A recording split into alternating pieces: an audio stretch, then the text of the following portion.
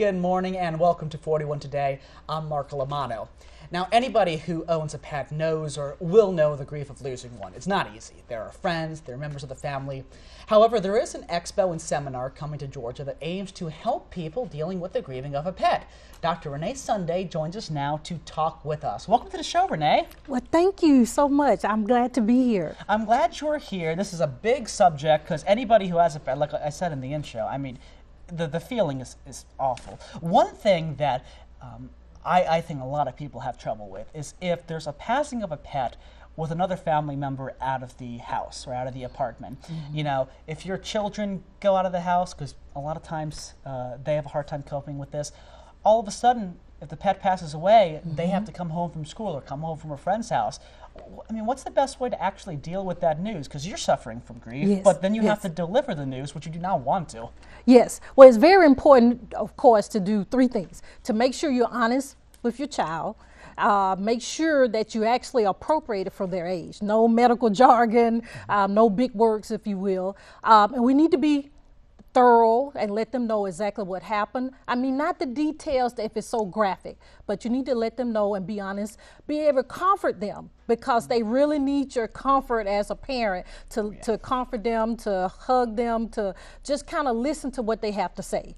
And of course, we need to be able to supportive because some days they're gonna actually feel like doing things. Some days they may just wanna lay in the bed. But the thing is, try to stay to your routine.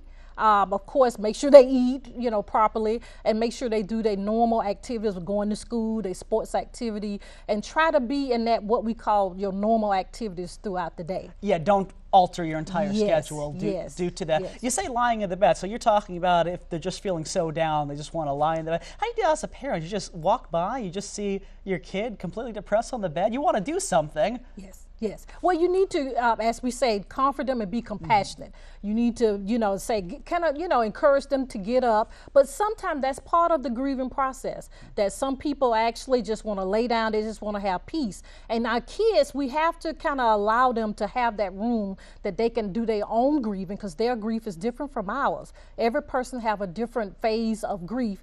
But the thing is, you can't let them be down.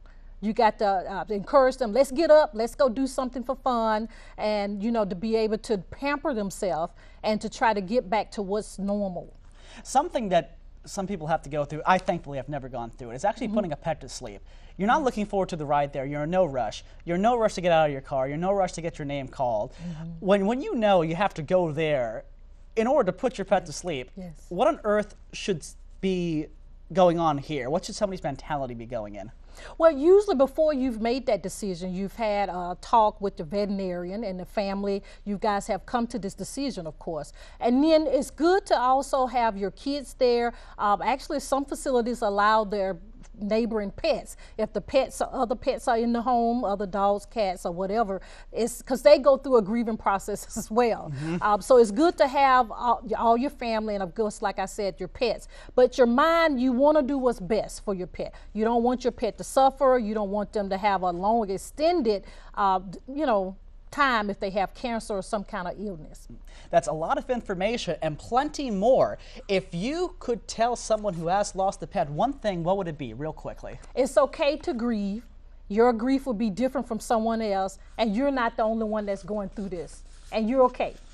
Okay, and a lot of us, we can relate. We can relate well. Now, if you'd like to attend this expo and seminar, it is on Saturday, December 14th at the Georgia International Convention Center in Atlanta from 11 a.m. until 3 p.m. Tickets are $40 advanced, $50 at the door, and $70 for VIP seating. The charity to benefit this year from the expo will be Paws Atlanta, and I will also be at the event as the host.